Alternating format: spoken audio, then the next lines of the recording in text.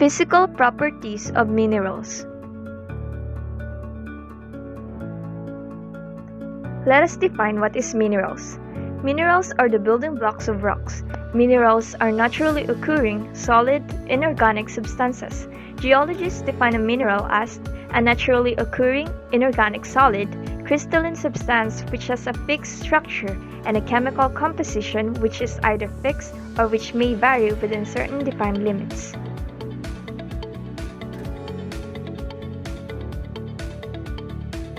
How can a mineral be identified?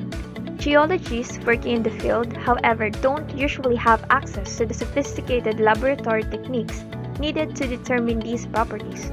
More commonly, they use properties which can be observed with the naked eye or determined with simple tools. In hand specimen, the nearly constant physical characteristic possessed by a mineral can be used in its identification. It is important to realize that although a particular mineral may be found in several apparently differing forms, its fundamental physical properties will always be the same. Let's deepen our knowledge on the physical properties of minerals. Physical properties of minerals have distinguishing physical properties that in most cases can be used by mineralogists to determine the identity of the specimen. The physical properties of minerals are related to their chemical composition and bonding. Physical properties of minerals are important and useful diagnostic parameters. They are used to identify minerals microscopically. Some characteristics, such as minerals' hardness, are more useful for mineral identification. Color is readily observable and certainly obvious, but is usually less reliable than other physical properties. These are the most common characteristics used when describing minerals. We have color, tenacity, luster, density, streak, hardness, cleavage, fractures, and crystal form. Here are some of the additional physical properties of minerals. We have magnetism, reaction with acid, striation, taste, odor, and feel. Color is one of the most obvious properties of a mineral, but it is often of limited diagnostic value, especially in minerals that are not opaque. While many metallic and earthy minerals have distinctive colors, translucent or transparent minerals can vary widely in color. Quartz, for example, can vary from colorless to white to yellow to gray to pink to purple and to black. Many minerals have different colors, and some minerals' colors are identical to other minerals' colors. It is important to understand what causes color in minerals in order to understand this mineral property.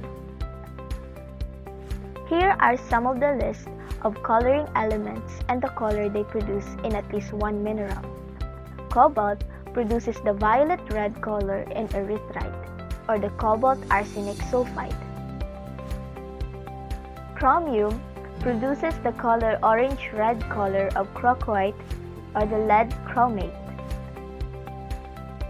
Copper produces the azure-blue color of azurite, a copper carbonate hydroxide.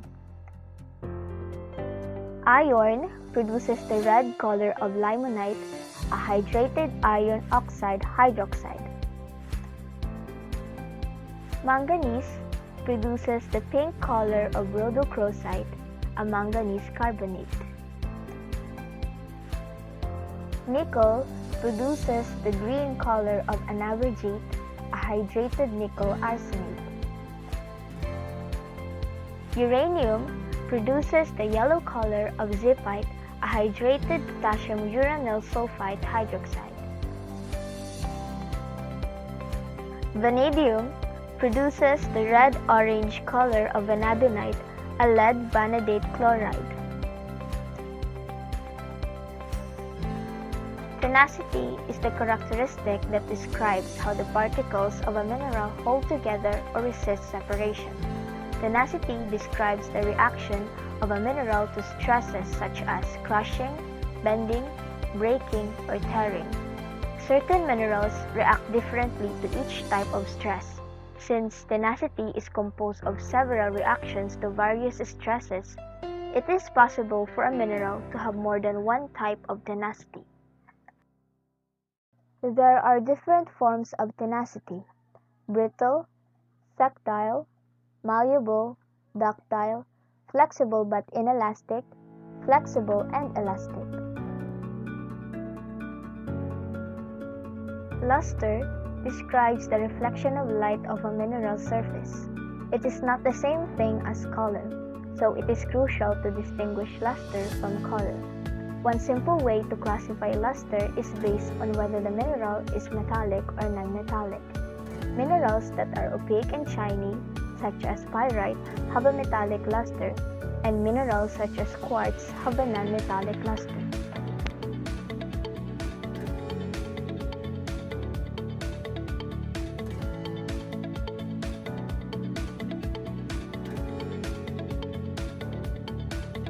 Terms used to describe luster are metallic, submetallic, vitreous, adamantine, resinous, silky, pearly, greasy, peachy, waxy, and dull. Density is an intrinsic physical property of minerals that relates to the composition of the mineral and to the pattern in which the mineral's atoms are arranged. Intrinsic means that the property is the same for the mineral no matter what the size or shape of the sample. The density of a mineral is the ratio of its mass to its volume. It is a measure of how much stuff is squeezed into the amount of space the mineral occupies. Specific gravity or relative density is a unitless number that expresses the ratio between the weight of a substance and the weight of an equal volume of water of 4 degrees. Density is the weight of a substance per volume is equal to gram over cubic centimeter. It is different than specific gravity and varies from one locality to another. If a mineral has higher atomic number cations, it has a higher specific gravity. For example, in the carbonate minerals, the following is observed. Specific gravity can usually be qualitatively measured by the heft of a mineral. In other words, those with high specific gravities usually feel heavier. Most common silicate minerals have a specific gravity between about 2.5 and 3.0. This would feel light compared to minerals with high specific gravities. Streak is the color of the powdered mineral, which is usually more useful for identification than the color of the whole mineral sample. Rubbing the mineral streak on a streak plate will produce a streak. A streak plate can be made from the unglazed backside of a white porcelain bathroom or a kitchen tile.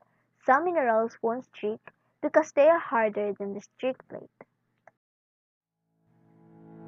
How to conduct the streak test? The streak test. Marks known as streaks are produced by scraping mineral specimen across unglazed porcelain plates. The streak test should be done on clean, unweathered, or freshly broken specimens of the mineral. This is done to reduce the possibility that a contaminant, weather coating, or tarnish will influence the results of the test. The preferred method for conducting a streak test is to pick up a representative specimen of the mineral with the hand that you write with. Select a representative point or protrusion on the specimen that will be scraped across the streak plate. With your other hand, place the streak plate flat on the tabletop or laboratory bench.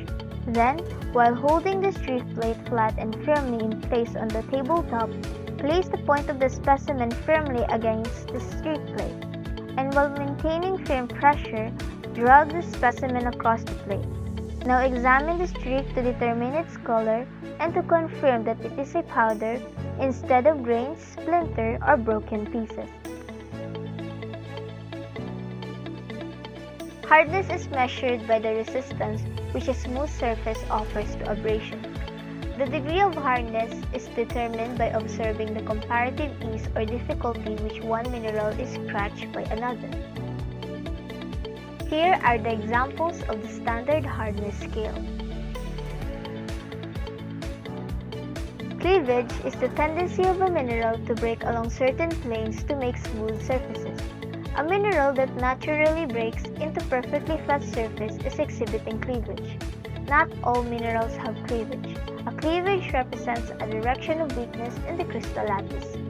Cleavage surfaces can be distinguished by how they consistently reflect light as if polished, smooth, and even.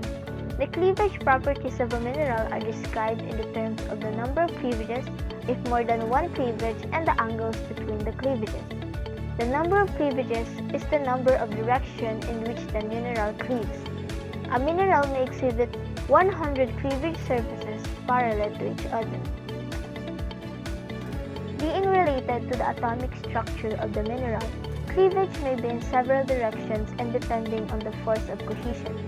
Some of them may be more developed than the others, so they are classified according to their distinction and smoothness.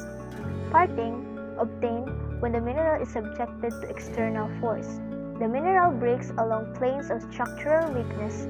The weakness may result from pressure, twinning, or exsolution. Fracture, if the mineral contains no planes of weakness. The weakness may result from pressure, twinning, or exsolution. Fracture, if the mineral contains no planes of weakness.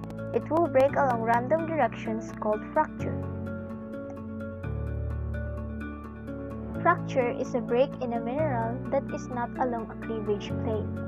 Fracture is not always the same in the same mineral because fracture is not determined by the structure of the mineral.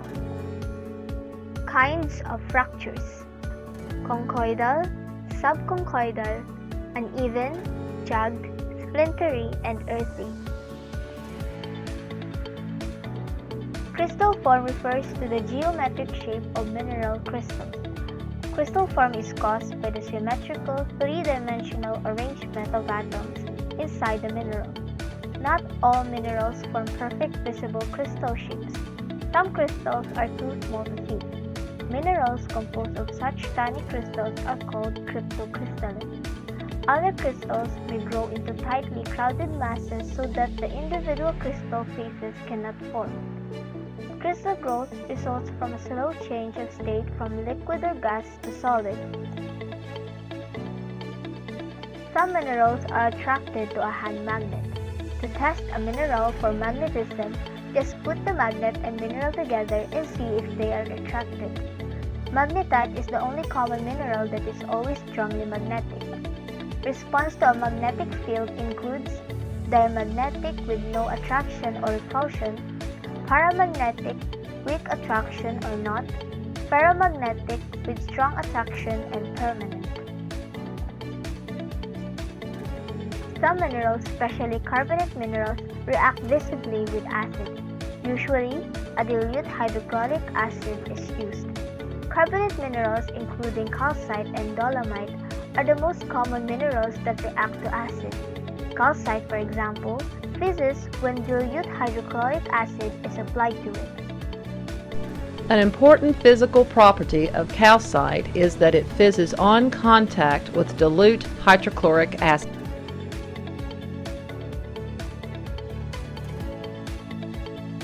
Striations are tiny, straight, parallel grooves on some cleavage faces of minerals. Some quartz crystal faces, for example, show striations. Some minerals have a distinctive taste. Halite is salt and tastes like it. Some a distinctive odor.